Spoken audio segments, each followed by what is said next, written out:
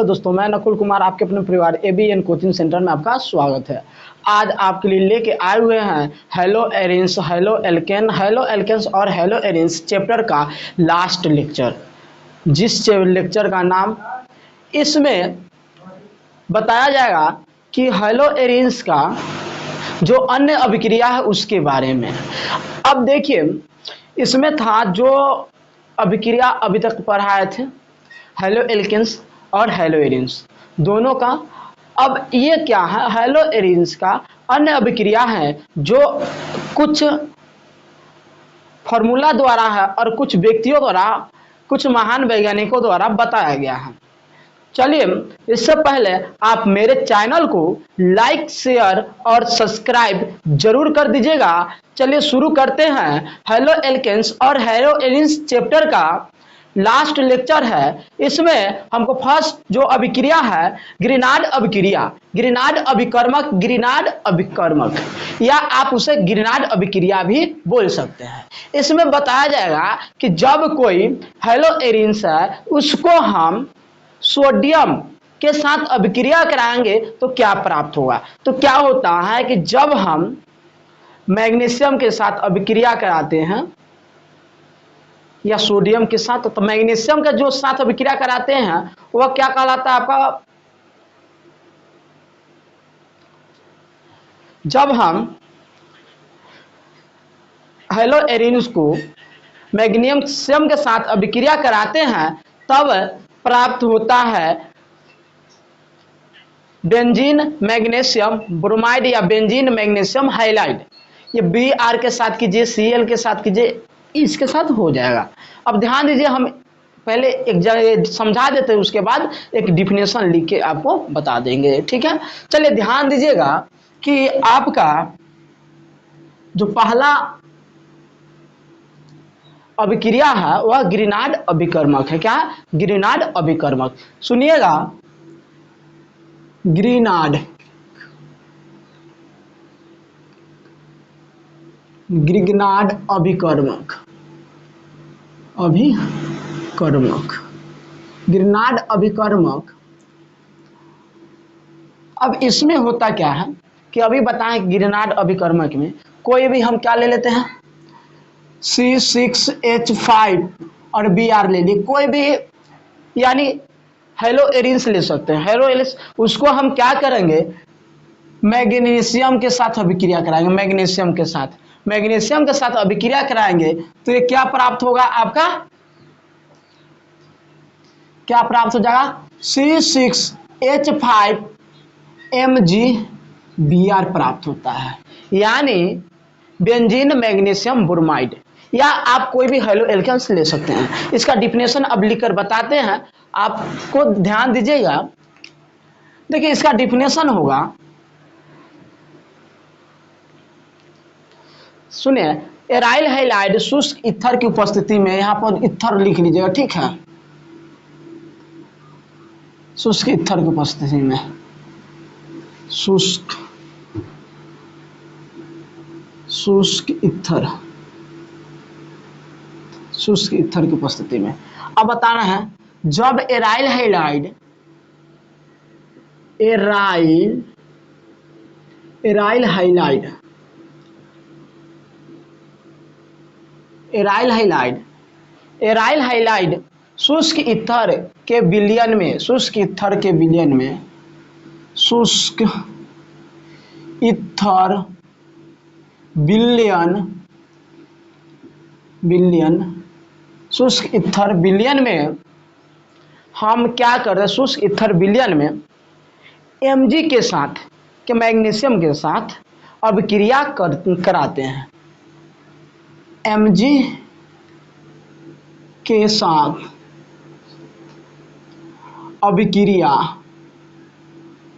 अभिक्रिया कराते हैं तो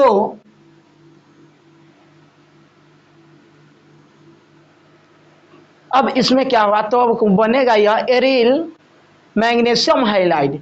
तो aryl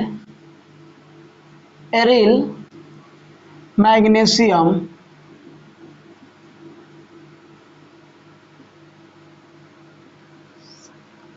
magnesium magnesium halide,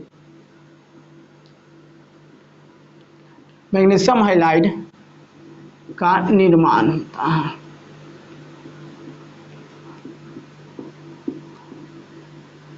magnesium halide का निर्माण होता है। अब एक एग्जाम्पल दे दें, आप इसको लिख सकते हैं या और भी एग्जाम्पल आपको बताया जा सकता है, ठीक है। अब देखिए कोई भी ब्रोमो क्या हेलो एल्केन हो या एराइल हैलाइड हो, जब हम इसको मैग्नीशियम के साथ शुष्क ईथर की उपस्थिति में अभिक्रिया कराते हैं तो हमेशा वह क्या करेगा कि बेंजीन मैग्नीशियम ब्रोमाइड हाइलाइड बनाएगा, या आप Br के साथ किए तो ब्रोमाइड और Cl के साथ बनाइएगा तो मैग्नीशियम क्लोराइड प्राप्त करेगा। अब आगे अगला टॉपिक आपका अभिक्रिया है, वह ऊर्ज अभिक्रिया। क्या है? ऊर्ज फीटिंग अभिक्रिया, ऊर्ज फीटिंग अभिक्रिया। अब देखिए अगला आपका जो टॉपिक है ऊर्ज फीटिंग अभिक्रिया, ऊर्ज फीटिंग अभिक्रिया, ऊर्ज फीटिंग अभिक्रिया, ऊर्ज फीटिंग अभिक्रिया। ध्यान दीजिएगा ऊर्ज फीटिंग अभिक्रिया में होता क्या है, जब किसी भी एराइल हैलाइड को किसी एल्किल हैलाइड के साथ धात्विक सोडियम की उपस्थिति में ईथर विलयन से अभिक्रिया कराते हैं तो बेंजीन का एल्किल व्युत्पन्न प्राप्त होता है। चलिए इसका एक एग्जाम्पल पहले यहाँ पर हम समझाते हैं, उसके बाद डिफिनेशन लिखवा देंगे। ध्यान दीजिएगा जब हम क्या करते हैं, कोई भी ले लेते हैं C6H5, ठीक है, C6H5 कोई भी अल्काइल हैलाइड ले लेते हैं, ठीक है, और इसको क्या करेंगे सोडियम के साथ, कितना के साथ? सोडियम के साथ, सोडियम के साथ अभिक्रिया कराना, सोडियम 2Na लेना है। और एक अल्काइल एराइल क्या है, अल्काइल हैलाइड ले लेते हैं CH3Br, ठीक है। तब इसका जब अभिक्रिया होगा तो ये दोनों एक साथ बाहर निकल जाएगा और प्राप्त क्या होगा आपका C6H5CH3 प्राप्त होता है, और साथ में क्या प्लस प्राप्त होगा 2NaBr प्राप्त होगा, सोडियम ब्रोमाइड, और उसके बाद आपका प्राप्त होगा ट्यूलिन प्राप्त होगा, ठीक है। एक इसका नाम बोलेंगे ट्यूलिन। चलिए अगला एक इसका पहले डिफिनेशन अब लिखवा देते हैं। देखिए डिफिनेशन इसका क्या होगा, एराइल हैलाइड, एराइल जब किसी एराइल हैलाइड लिख जब किसी aryl halide, aryl halide, aryl halide जब किसी एराइल हैलाइड, जब किसी एराइल हैलाइड को किसी एल्किल, एराइल हैलाइड को किसी एल्किल, किसी एल्किल के साथ धात्विक सोडियम, किसी एल्किल के साथ धात्विक सोडियम, धात्विक सोडियम के उपस्थिति में, धात्विक के साथ, धात्विक के उपस्थिति में, या ऐसे भी लिख सकते हैं धात्विक सोडियम के उपस्थिति में ईथर, शुष्क ईथर विलयन में, या सीधा लिखते ईथर विलयन में, ठीक है, ईथर विलयन ठीक रहेगा, ईथर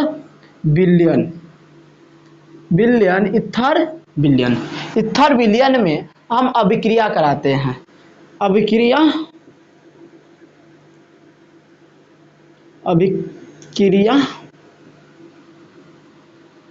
करते हैं तो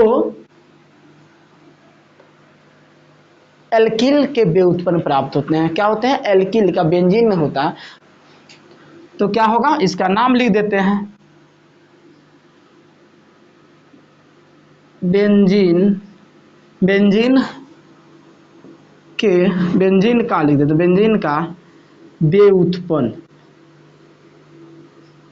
व्युत्पन्न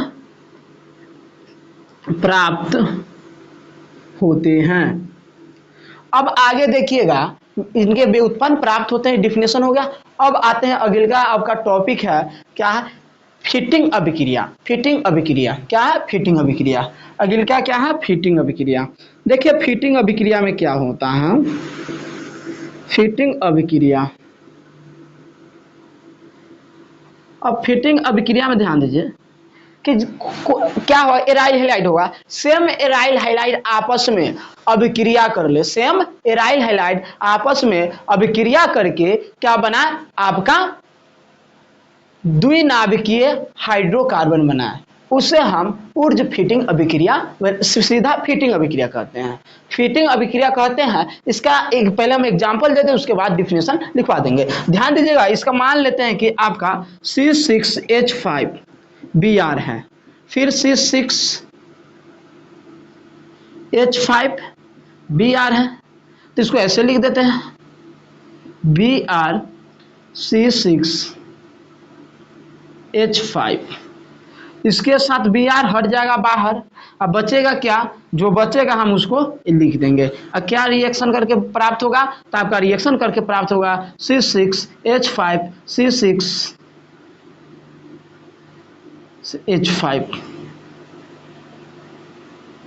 C6 और H5 प्राप्त होंगे। और साथ में क्या बाहर निकलेगा आपका, सीधा यहाँ सोडियम साथ में लिख देना, सोडियम इसमें छूट गया। ये काम करते हैं, बीच में सोडियम लिख देते हैं, या इसको ऐसे लिख देते हैं, ध्यान दीजिए Br C6H5Br 2Na। अब यहाँ से बाहर निकलेगा और क्या प्राप्त होगा, C6H5। चलिए अब आप इसको नोट कर सकते हैं, इसका डिफिनेशन अब लिख देते हैं। चलिए डिफिनेशन लिख देते हैं ताकि आपको भी समझ में आ जाएगा। चलिए डिफिनेशन में लिखेंगे कि एराइल हैलाइड इन्हीं परिस्थितियों में, एराइल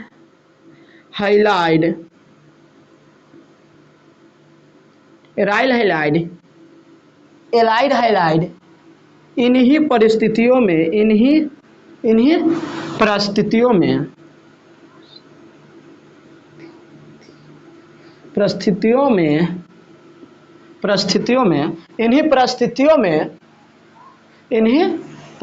में क्या करेंगे, वह स्वयं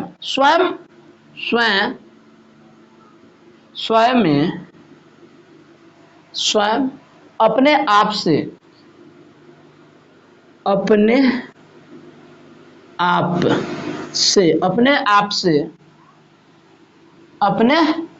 आप से ही अभिक्रिया करके, अपने आप से ही अभिक्रिया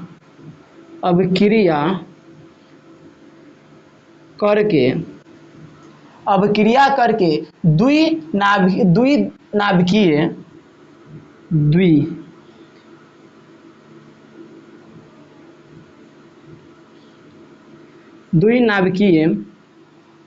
हाइड्रोकार्बन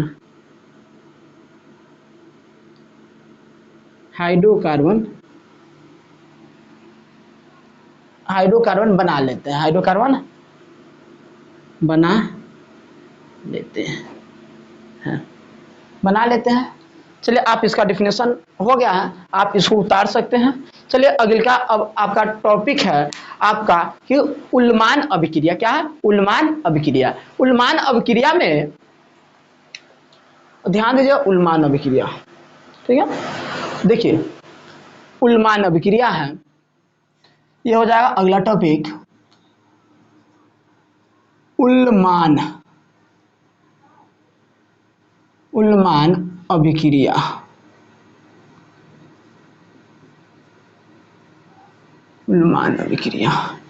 देखिए उल्मान अभिक्रिया में होता क्या है, जब आइडो या ब्रोमो बेंजीन को तांबे या सिल्वर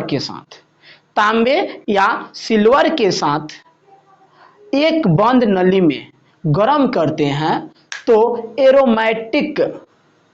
एरोमेटिक नालिका परस्पर युग्मित होकर एक डाई एल्किल का प्राप्त करते हैं। चलिए पहले हम एग्जांपल दे देते हैं, उसके बाद आप समझ लीजिएगा, ठीक है।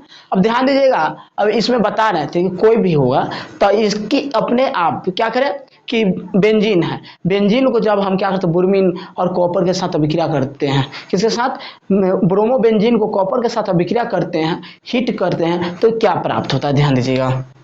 देखिए 2C6H5Br, इसको कॉपर के साथ अभिक्रिया करा दिए, कॉपर के साथ अभिक्रिया कराएंगे तो यह प्राप्त होगा CuBr, CuBr हो गया। अब प्लस में प्राप्त हो जाएगा आपका C6H5, C6H5 प्राप्त होगा। अब आप इसको देख लिया, अब इसका डिफिनेशन हम लिखवा देते हैं। डिफिनेशन में होगा क्या कि जब आइडो या ब्रोमो बेंजीन को जब आइडो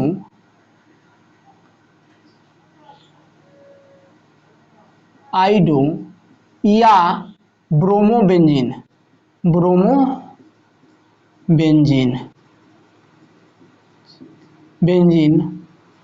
को आइडो या ब्रोमो बेंजीन को हम तांबा या सिल्वर चूर्ण, तांबा या सिल्वर चूर्ण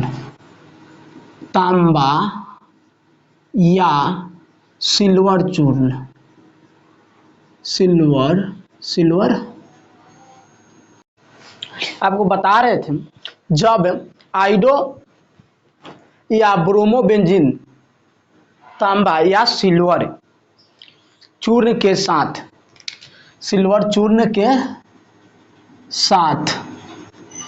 एक बंद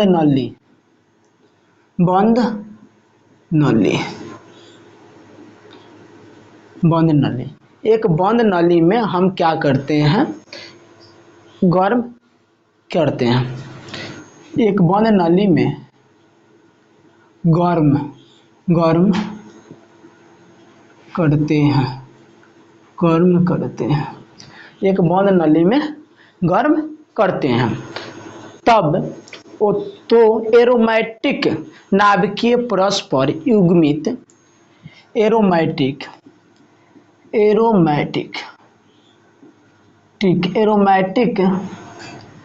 तो यहाँ लिख दे, तो एरोमेटिक नाभिकीय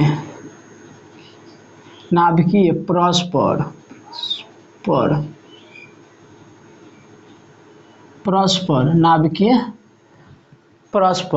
नाभिकीय क्या करते हैं, परस्पर आपस में क्या करते हैं, परस्पर युग्मित होकर, आपस में युग्मित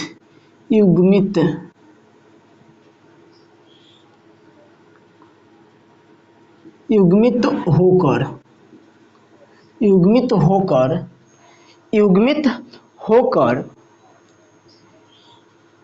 डाई एल्किल व्युत्पन्न बनाता है, डाई एल्किल व्युत्पन्न बनाते हैं, डाई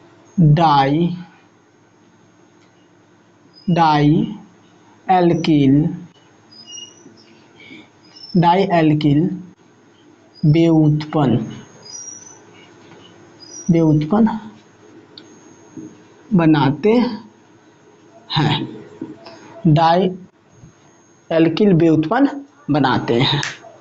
यह अभिक्रिया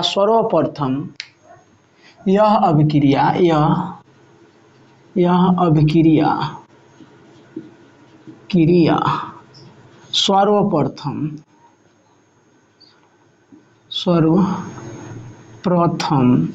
सर्वप्रथम उल्मान नामक एक वैज्ञानिक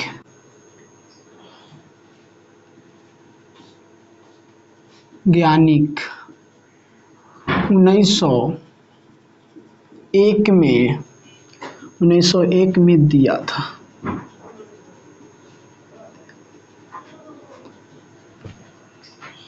चलिए अब ये हो गया। अब आते हैं अगले का जो टॉपिक है वह है आपका अपचयन अभिक्रिया। क्या है? अपचयन अभिक्रिया। अपचयन अपचयन अभिक्रिया। अपचयन अभिक्रिया, ध्यान दीजिए अपचयन अभिक्रिया में कि Ni और एल्युमिनियम, इसका पहले डिफिनेशन लिखा होता है। Ni एल्युमिनियम मिश्र धातु एवं मिश्र धातु एवं मिश्र धातु एवं एक और चीज है, उसका नाम है कि आपका एल्कोहल। ठीक है, मिश्र धातु एवं एल्कोहल।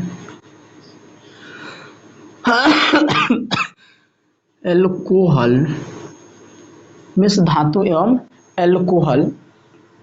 एल्कोहल ऐसे भी लिख सकते हैं या आप दूसरे भी लिख सकते हैं। ठीक है, तो एल्कोहल ऐसे भी लिख सकते हैं। ठीक है, एल्कोहल की अभिक्रिया द्वारा, एल्कोहल की अभिक्रिया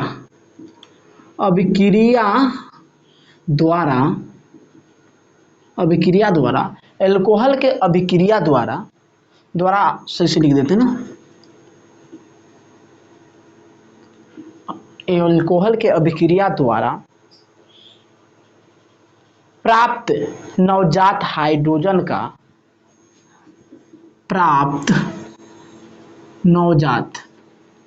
नवजात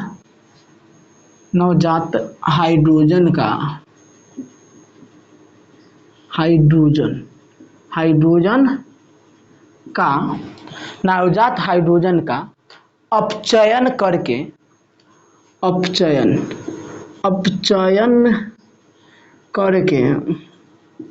नवजात हाइड्रोजन का अपचयन करके बेंजीन बनाते हैं। क्या बनाते हैं? बेंजीन बनाते हैं। बेंजीन बनाते हैं। अब चलिए इसका एक एग्जांपल अब साथ में देते चलते हैं। इसका एग्जांपल मान लेते, एक एग्जांपल ले लेते हैं। क्या हो जाएगा? C6H5 और साथ में आपका कोई भी अल्काइल ग्रुप, हाइलाइट ग्रुप जोड़ दीजिए। तो Cl और प्लस इसके साथ क्या अभिक्रिया कराना था हमको? हाइड्रोजन के साथ। किसके साथ? हाइड्रोजन के साथ। किसके उपस्थिति में? मिश्र धातु उपस्थिति में एल्युमिनियम। ठीक है, मिश्र धातु होगा यह। इसको और किसके साथ बताए थे? C6H5OH। ठीक है, कोई भी अल्कोहल के साथ अभिक्रिया हम कर सकते हैं, चाहे आप C2 लिख सकते हैं, C2H5OH। ठीक है, अब इसके साथ अभिक्रिया कराते हैं तो ये क्या प्राप्त होता है? देखिए यहाँ से HCl साथ में प्राप्त हो जाएगा, C6H6 प्लस HCl हो गया। अब दूसरा का आपका एक टॉपिक है, एक और टॉपिक है जिसका नाम है आपका क्लोराइल्स अभिक्रिया। क्लोराइल्स अभिक्रिया।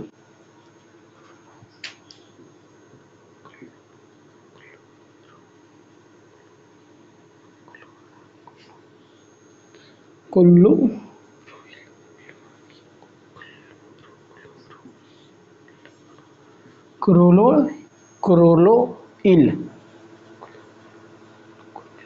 ऐसे सीधा लिख सकते हैं क्रोलर ठीक है ना। क्लोरल से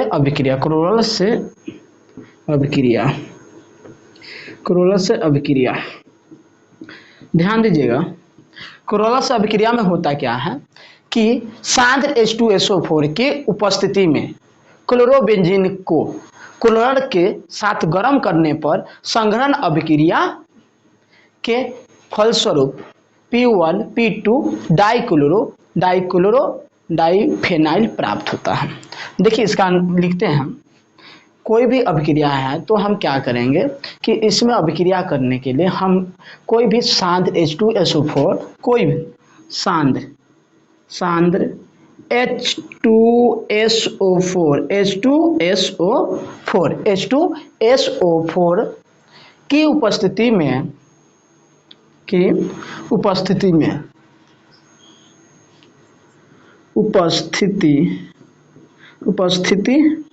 उपस्थिति में कोई भी सांद्र H2SO4 की उपस्थिति में क्या करेंगे, हम क्लोरोबेंजीन को क्लोरोबेंजीन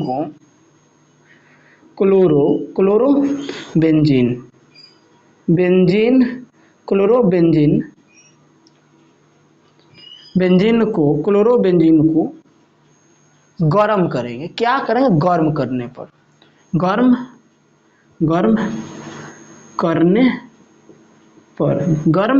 करने पर जब हम इसको गर्म करते हैं तो हमको एक संघनन अभिक्रिया के फलस्वरूप संघनन अभिक्रिया के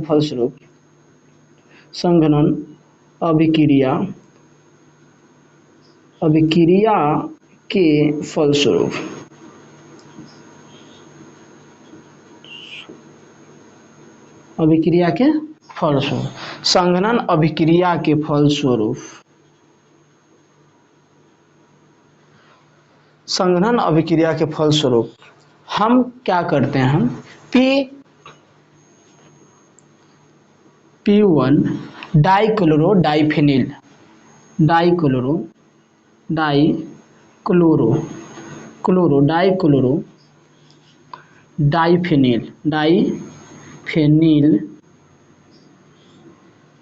प्राप्त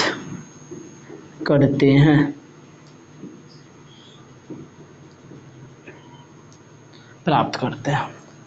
अब इसका नाम लिख दिए और इसी के जो अभिक्रिया है हम क्या करते हैं, ये बहुत ही कीटनाशक, यानी इसको हम DDT भी कहते हैं। क्या कहते हैं, DDT भी कहते हैं, जिसे लिख देते हैं यहाँ पर, जिसे DDT भी कहते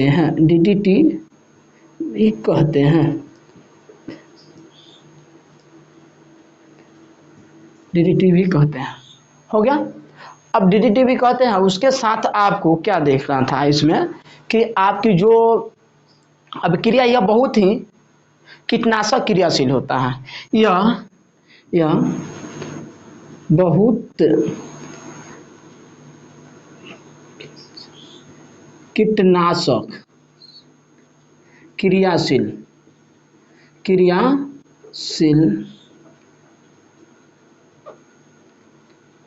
होते हैं। चलिए आप इसका एक ले सकते हैं, इसका हम चित्र एक बार बना देते हैं, ठीक है। देखिए सी ऐसे दिखाई दे रहा, नहीं दिखाई दे रहा ना, मिटाकर फिर हम एक काम करते हैं, इसको हम साफ कर देते हैं, उसके बाद हम इसको बनाते हैं। ध्यान दीजिएगा आप कि जब हम इसको साफ कर दे रहे हैं, ठीक है, और इसका एग्जाम्पल हम समझाते हैं।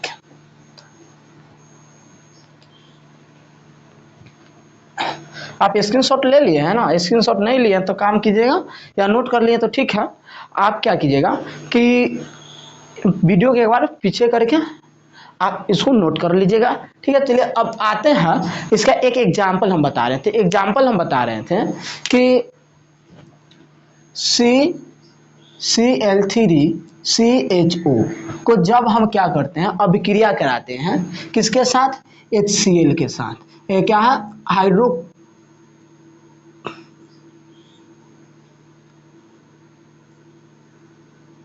सबके Cl ले लेते हैं, ठीक है।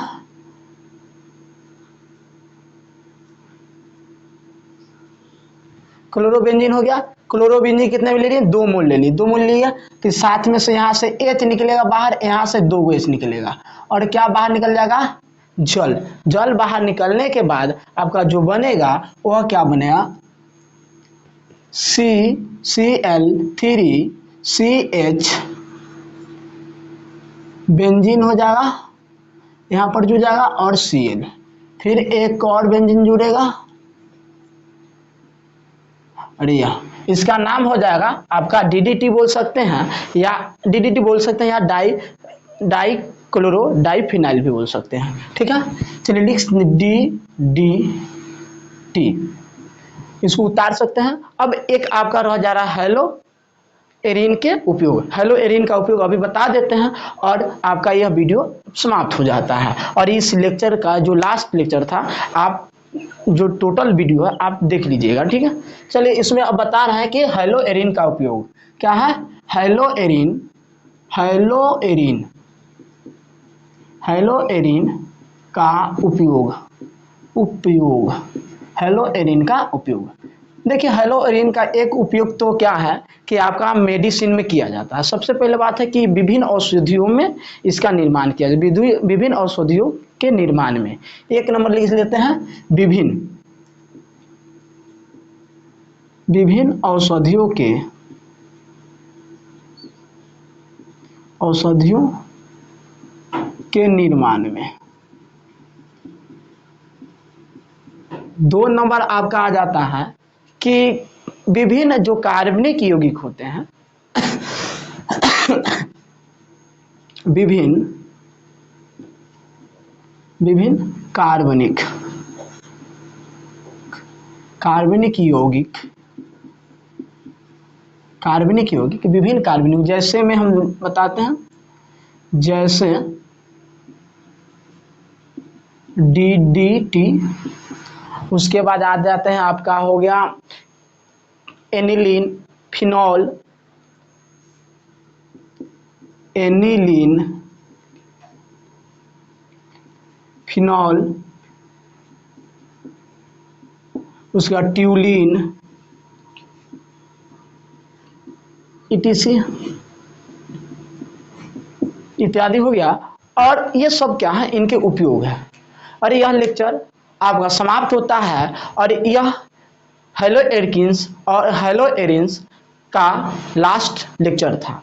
आप पूरे वीडियो को आप क्रम वाइज प्लेलिस्ट में दिया गया है, आप उसको क्लिक करके आप देख सकते हैं। और डिस्क्रिप्शन में आपका लिंक दे दिया जाएगा, आप उसको देख लीजिएगा और सही से नोट बना लीजिएगा, ताकि आपके आने वाले एग्जाम में आपको दिक्कत ना हो। और एक बार रिवाइज जरूर कर लीजिएगा। चलिए बेस्ट ऑफ लक।